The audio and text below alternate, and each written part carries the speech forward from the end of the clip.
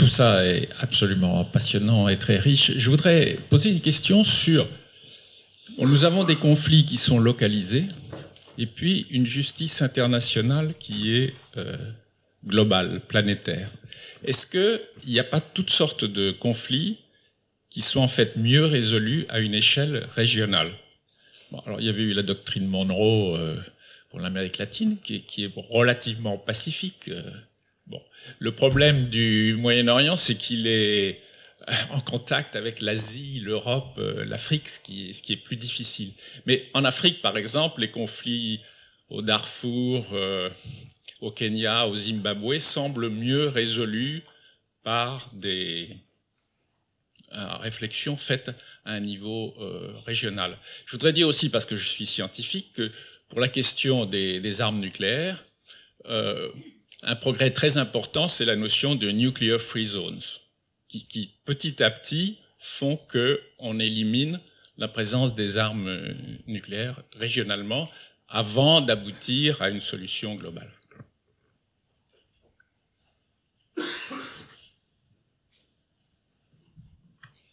Je n'ai pas de qualité particulière pour répondre spécifiquement, mais je crois qu'effectivement, étant donné que mondialement, la justice internationale pénale est quand même imparfaite, si l'on peut réussir à rendre une justice passable dans un cadre régional, c'est préférable. Maintenant, le problème qui se pose au niveau régional n'est que le décalque de celui qui se pose au niveau mondial. Il faut que les gens se mettent d'accord, les États impliqués se mettent d'accord pour instituer une juridiction internationale, ou alors il faut passer par les juridictions nationales. Et les juridictions nationales sont efficaces, mais pas toujours. Certaines d'entre elles jouent le rôle d'instances de blanchiment à peu de frais, de personnages que l'on fait semblant de juger, à qui on donne une peine de principe, et puis ensuite on les recycle. Donc c'est un problème qui reste compliqué. C'est pas forcément dans le cadre régional qu'on réussirait à le régler. Vous avez parlé du Moyen-Orient. Le Moyen-Orient, il y aurait beaucoup à faire. Il ne se fait rien. Pour juger les assassins qui courent encore de M. Hariri, le Liban a renoncé à exercer sa compétence, alors qu'il s'agit non pas d'un crime international, quelle que soit l'horreur des faits, mais d'un crime de droit commun, relevant du droit national. On est allé chercher un tribunal international ad hoc qui applique le code pénal libanais. Donc on n'est pas tout près de... Je suis confus de répondre aussi bêtement, mais...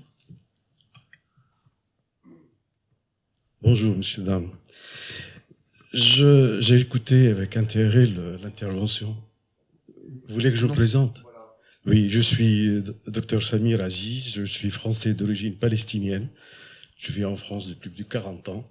J'ai une question à poser à monsieur l'ambassadeur Essel. Parce qu'il nous a parlé tout à l'heure de la signature de la Charte des Nations Unies en décembre 1948. Et cet été, j'ai lu le livre extraordinairement bien détaillé de monsieur Ilan Pappé, historien, grand historien israélien, courageux. Le titre est « Le nettoyage ethnique de la Palestine ». Il décrit avec beaucoup de menus, beaucoup de précision, comment la Haganah, à partir d'octobre 47, a commencé à détruire les villages palestiniens, plus de 450 villages palestiniens, les évacuer par la terreur, par des massacres. C'était décrit avec beaucoup de détails dans ce livre. Tout le monde peut le consulter et le lire. Et il se trouve que... Excusez-moi, je m'entends plus. Alors, je ne sais pas si vous m'entendez. Très bien.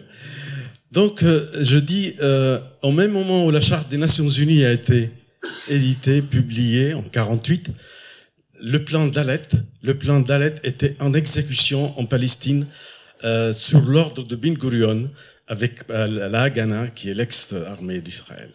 Donc, qu'a fait à l'époque, selon vos souvenirs, quelle a été la réaction des Nations Unies au moment de la signature de la Charte des Nations Unies, alors que le plan d'Alet était appliqué, exécuté, avec tous les massacres et avec l'évacuation et l'expulsion de plus de 700 000 Palestiniens des territoires palestiniens. Merci.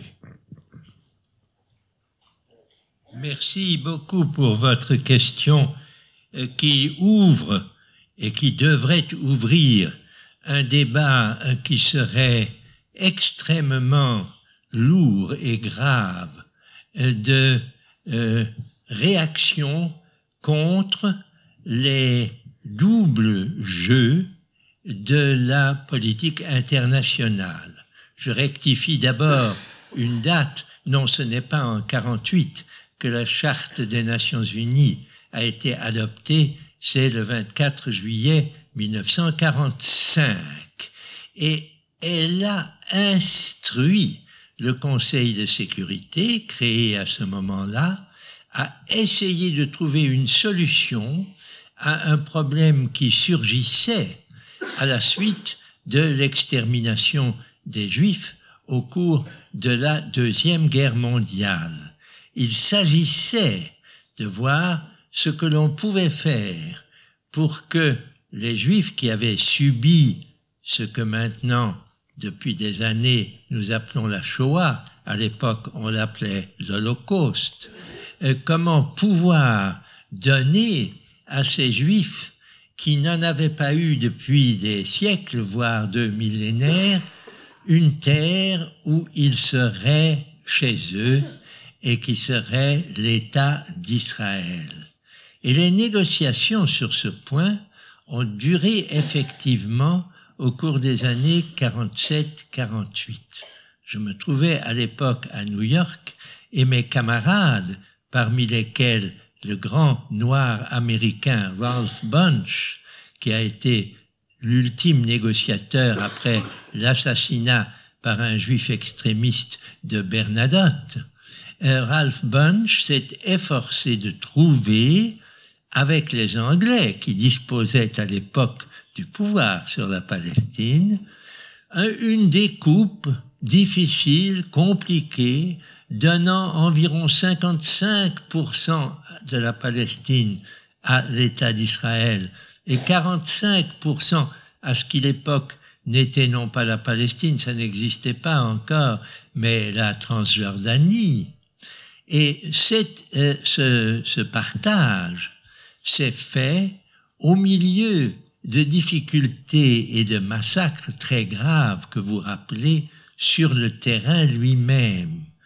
Et on avait l'espoir à New York que lorsque ce partage serait accepté par les deux parties, la paix interviendrait, que cette paix permettrait, entre autres choses, vous voyez comme on était naïf, le retour des Palestiniens qui avaient été chassés au cours des années 47-48, qui avaient perdu leur village, ces villages ayant été détruits systématiquement par l'avancée des Israéliens, de revenir. Et pour cela, on a créé quelque chose qui devait durer 6 mois, l'UNRWA. Créé pour 6 mois, il fallait bien trouver un refuge pour ces malheureux Palestiniens qui avaient été obligés de s'en aller puisque l'État d'Israël allait maintenant se trouver là. On les accueillait dans des camps, mais bien entendu des camps tout à fait provisoires, car une fois la paix rétablie, ils pourraient naturellement rentrer chez eux. Ces 6 mois sont devenus 64 ans. C'est là que l'affreuse injustice commise à l'égard des Palestiniens trouve toute son origine et l'horreur qu'elle nous inspire. Peut-on dire pour autant que le Conseil de sécurité a omis de s'intéresser à ce qui allait se passer? Non, il a dit, il y a eu des réfugiés, c'est affreux, il faut faire quelque chose pour eux. Nous, communauté internationale, avons payé des millions et des milliards de dollars pour que ces camps de réfugiés puissent continuer à accueillir ces malheureux qui avaient été chassés de leur terre. Et nous avons adopté au sein du Conseil de sécurité des résolutions très fermes 242-338 pour dire il faut que ces réfugiés puissent revenir ou être compensés.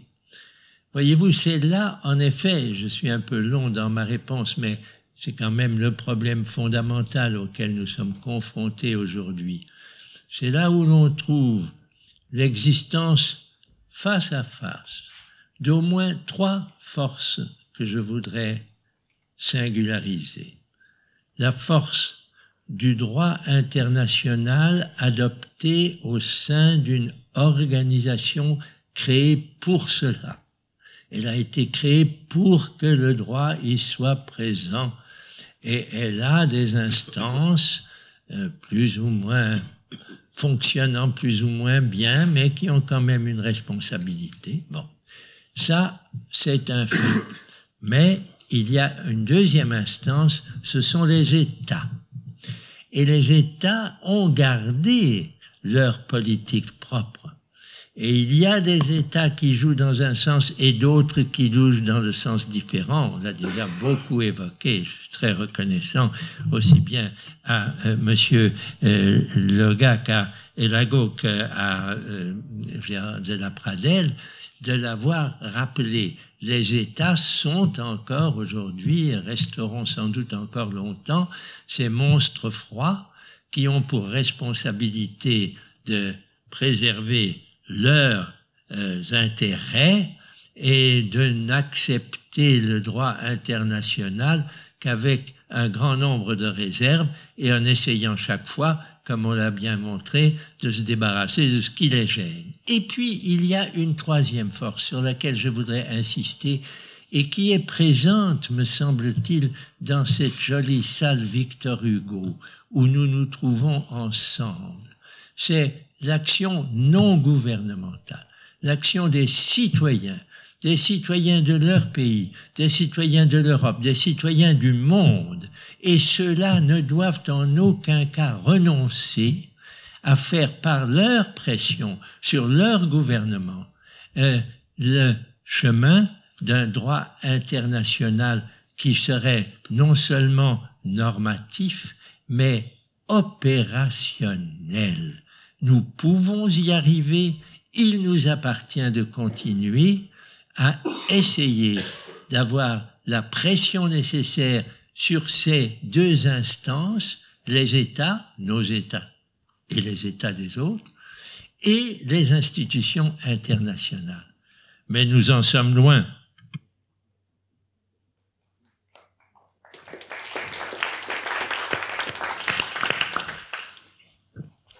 Monsieur. Ah, oula, non. D'accord. J'ai une question en anglais aussi pour Monsieur Hessel et tout le monde. S'il vous plaît, excusez-moi pour parler en anglais, mais je suis anglophone. Mr. Hessel, it's a great pleasure, a great honor to be able to listen to you today.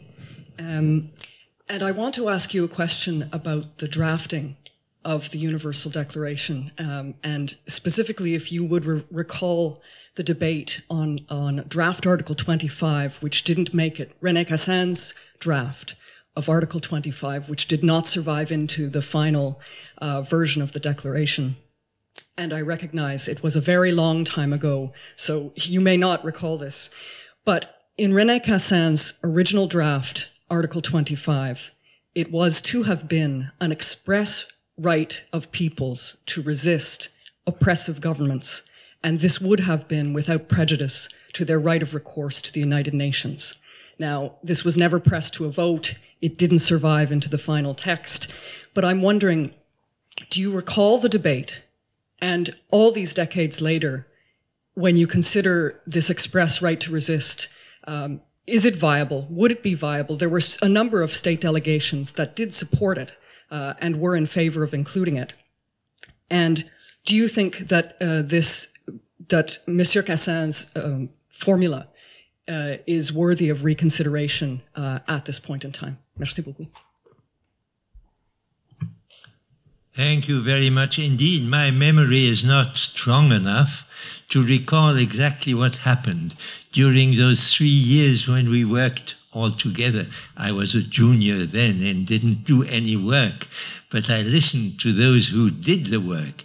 And it is quite true that Cassin, and with the support of several of his colleagues on the Commission, particularly those coming from Latin America, who were interested in formulations that would have been more directly addressing the colonial situation which prevailed at that time, and which finds its trace in the preamble.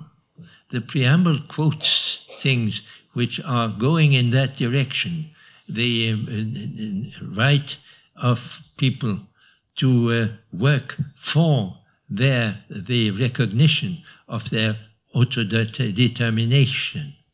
But as to Article 25, which is mainly concerned with the standard of life and with social evolution of all populations in the world, indeed, I do not recall that there was a direct opposition between Cassin's formulation, which was probably prior to the one that was adopted, and the one that is adopted now. Let me merely say that it is really the pressure of the United Nations that started and accelerated decolonization. And that decolonization obviously was also made under the pressure of people who wanted their independence and their right to a state. So indeed, that was the beginning of an era which lasted about 25 years. It's not a long time, and which did indeed finally achieve the existence of not 50 but 190 member states in the United Nations. And this was not achieved without pressure, without the right to fight against those who retarded the decolonization, and therefore normally it should have been one of the results of the Universal Declaration on Human Rights. Thank you. Bonjour, alors je suis étudiante et merci pour vos interventions. Donc je voulais savoir, on a parlé du conflit israélo-arabe et vous aviez, Monsieur de la Pradelle a évoqué l'interprétation ecclésiastique de la volaille juridictionnelle. Donc je voulais savoir par rapport aux interventions avant, aux interventions militaires qui étaient faites en Palestine, on avait souvent tendance à considérer que les Juifs et Arabes pouvaient que s'entendre parce qu'ils étaient d'origine sémite. Donc je voulais savoir aujourd'hui par rapport à éventuellement la possibilité d'évoquer l'intervention israélienne qui a été faite en décembre et janvier 2009. On a évoqué très récemment la possibilité d'évoquer cet acte de crime contre l'humanité au sein de l'ONU. Donc je voulais savoir aujourd'hui où ça en était, cette interprétation, cette logique d'interprétation des juges du droit international actuellement, et si on arrivait, dans le cas du conflit israélo-palestinien, à sortir de cette logique arien-sémite, et voilà. Merci. J'aurais juste une petite remarque. Donc nous aurons demain après-midi une session, donc session Gaza, demain après-midi, où effectivement tous les problèmes liés au problème de Gaza, liés aux plaintes qui ont été déposées auprès de la Cour pénale internationale, etc., seront discutés de manière très approfondie. Maintenant, pour répondre à votre question, donc je vais laisser la parole aux autres intervenants.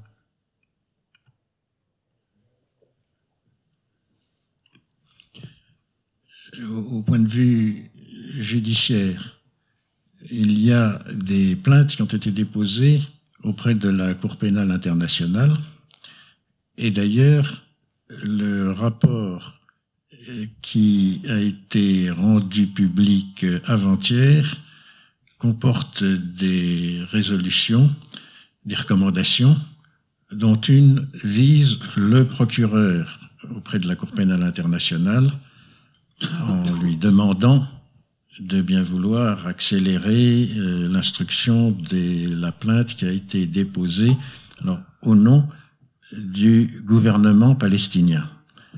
C'est quelque chose d'assez important au point de vue juridique que cette reconnaissance très publique pour la qualité du gouvernement palestinien. Pour le reste, il n'y a rien de concret encore à ma connaissance. Sans doute des plaintes ont-elles été déposées dans différents pays auprès des tribunaux nationaux, mais je ne suis pas au courant du nombre de ces plaintes, de lieux où elles ont été déposées et de la suite qui leur a été donnée. En tout cas, on n'a pas encore créé de tribunal international à propos de Gaza. Il n'y a pas de... Bon, il faut bien comprendre aussi que l'issue du conflit ne peut pas se décider dans une enceinte de justice quelle qu'elle soit. Là, pour le coup, c'est un problème qui dépasse largement les questions de droit pénal international. La seule issue possible, c'est une négociation entre les parties. C'est un accord, et là, c'est de la politique pure. Et actuellement, les choses ne sont pas bien parties, c'est un fait. Mais enfin, nous sortons du cadre de cette conférence.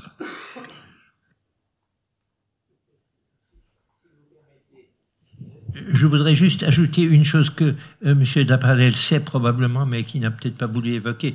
Vous savez que la voix de l'enfant a déposé une plainte auprès de M. Ocampo, tout récemment, je crois il y a 8 jours, pour dire la Convention internationale sur le droit de l'enfant a été gravement violée à Gaza et ailleurs d'ailleurs, mais à Gaza en particulier, et par conséquent, là aussi, le procureur Ocampo pourrait se saisir de cela. Alors, que va-t-il faire? Je n'en sais rien.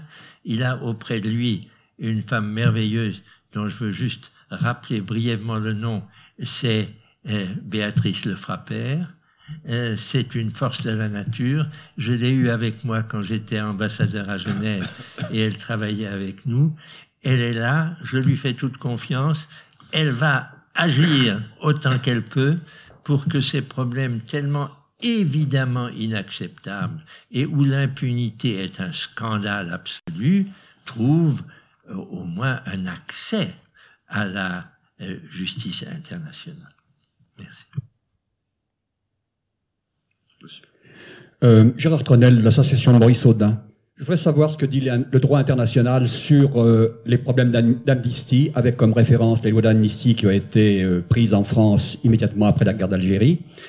Et à propos de Maurice Audin, savoir ce que l'on peut faire au niveau individuel pour rejoindre un peu l'intervention de M. Hessel, parce que nous n'arrivons même pas à faire revenir en arrière le gouvernement français qui dit toujours comme version officielle pour Maurice Audin son évasion.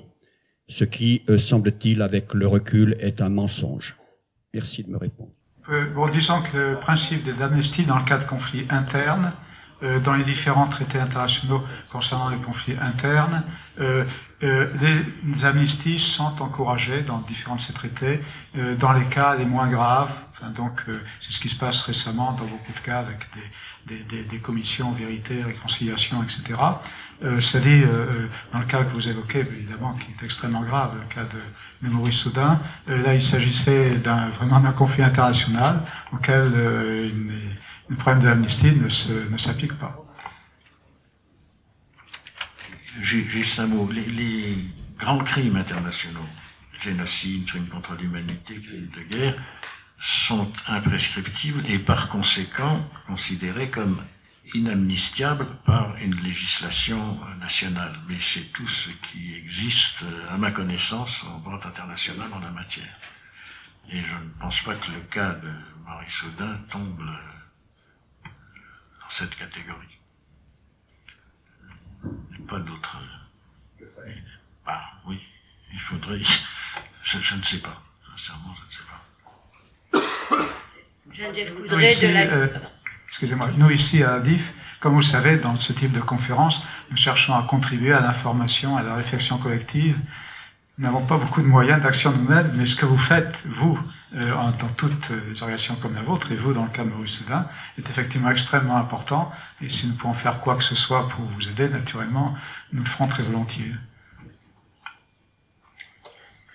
Geneviève Coudray de la FPS, c'est juste pour signaler que l'impunité des États puissants a amené un certain nombre de citoyens dans plusieurs pays, 7 actuellement, mais il y en aura plus, à vouloir créer un tribunal d'opinion, puisque la juridiction, pour nous, s'avère impuissante, qui sera un tribunal Russell, qui va statuer sur la Palestine, sur le conflit, non pas tant pour établir les responsabilités de l'État d'Israël dans le conflit, puisque maintenant elles sont bien connues, notamment par l'avis qui a été rendu par la CPI, mais aussi pour statuer sur la complicité d'un certain nombre, de la plupart des États puissants de ce monde avec cet état de fait. Donc ce tribunal Russell est en cours de constitution actuellement et nous espérons une première session en 2010.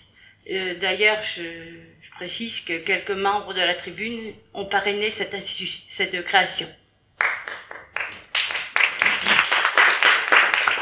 Je voudrais simplement dire que, bien évidemment, le tribunal Russell, dont tout le monde le connaît, et tout le monde sait combien son action a été importante dans le passé, du temps des guerres d'Indochine, et nous sommes extrêmement heureux, et nous-mêmes, la DIF, soutenant très vivement donc votre action et la création de ce tribunal Russell d'opinion. Et donc, nous saluons très respectueusement votre action.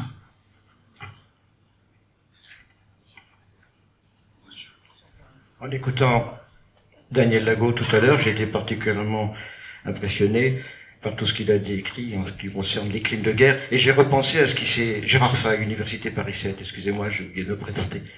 J'ai repensé à ce qui s'est passé au moment de la première guerre du Golfe, janvier 91, rappelons-nous, les bombardements déclenchés sur Bagdad. Ma question est simple, est-ce que vous ne pensez pas aujourd'hui que ce soit des crimes de guerre caractérisés et qu'on peut, en tant que citoyen français, se rappeler avec indignation du discours de Michel Rocard qui est monté à l'Assemblée nationale quelques jours après pour dire que cette guerre était juste, que cette guerre était légitime et qu'il était normal que la France s'y engage. Je suis en totale sympathie avec ce que vous venez de dire. Il y a eu des crimes. Cette méthode des États-Unis, des bombardements intensifs, causant de très graves pertes civiles, c'est une méthode qui a été utilisée malheureusement. Bon, on pourrait remonter jusqu'à Hiroshima, bien entendu, mais même après, pendant toute la période d'Hiroshima à nos jours, ça a été utilisé pendant les guerres d'Indochine, bombardements intensifs au Vietnam, mais aussi au Cambodge, etc., ou au Laos. Et ça a été effectivement utilisé en 91. À la guerre de 1991 contre l'Irak, avait une certaine légalité internationale, puisque l'Irak avait envahi le Koweït. On peut en discuter plus en détail, mais je crois que c'est pas le propos maintenant. Mais de toute façon, si guerre il devait y avoir, parce que je pense qu'elle aurait pu être évitée, mais la guerre a été engagée très rapidement, enfin c'est un autre problème. Si guerre il devait y avoir, de toute façon, le droit international militaire devait être respecté à cet égard. Déjà, c'est vrai, déjà en 91, depuis 91, et c'est régulièrement depuis de la part des États-Unis, 91, la guerre contre l'Irak, des crimes de guerre effroyables, des bombardements intensifs au début des règles que vous avez mentionnés, à la fin de la guerre, des bombardements des populations, des Irakiens qui fuyaient pour entrer à l'Irak, des choses épouvantables. Il y a eu beaucoup de crimes de guerre. Ça a été, et malheureusement, cette méthode de crime de guerre s'est reproduite de la part des États-Unis. Malheureusement, ça s'est renouvelé en 1994 contre la Serbie. À propos de la Serbie, il y avait le problème du Kosovo qui était un problème réel qui se posait. Cela dit, cette guerre était quand même... Le fait d'avoir engagé cette guerre d'abord était une guerre illégale, était très probablement illégale du point de vue de la Charte des Nations Unies. C'était une guerre qui était une guerre, c'était un choix sélectif d'engager la guerre dans ce cas-là, et ça aurait pu probablement être évité. Le problème de Kosovo étant, ça dit, bien entendu, un problème réel. Les bombardements, le tribunal sur l'ex-Yougoslavie, à l'époque, À l'époque, il y avait un tribunal sur l'ex-Yougoslavie qui devait juger ces choses-là. Et dans ces articles, d'ailleurs, il avait repris, lui, le texte de La Haye, c'est-à-dire considéré comme crime de guerre, les attaques et bombardements de villes, villages, bâtiments et habitations non défendus, point. Il a été modifié plus tard, comme j'ai dit, dans le statut de la CPI. Mais en 99, quoi qu'on pense du problème de Kosovo, donc le tribunal aurait dû poursuivre les responsables de l'OTAN. Ça a été demandé pour ces crimes de guerre commis en Serbie. C'était dans le statut, c'était conforme au statut. Ça a été demandé par plusieurs organisations humanitaires. Ça a été refusé, comme vous le savez, par le procureur du tribunal. Et c'est très grave, à la fois pour deux raisons. D'abord, à la fois pour les victimes serbes, les victimes civiles serbes, qui n'ont pas eu ainsi droit à la justice. Et c'est très grave aussi parce que ça a contribué, après le cas d'Irak que vous avez signalé à très juste titre, ça a contribué, disons, à faire admettre, en quelque sorte, au niveau international, ces méthodes qui sont ces méthodes de bombardement intensif qui ont été reprises en 2003 lors de la guerre en Irak. Voilà. Donc en ce qui concerne 91, je suis en totale sympathie et accord avec ce que vous avez dit.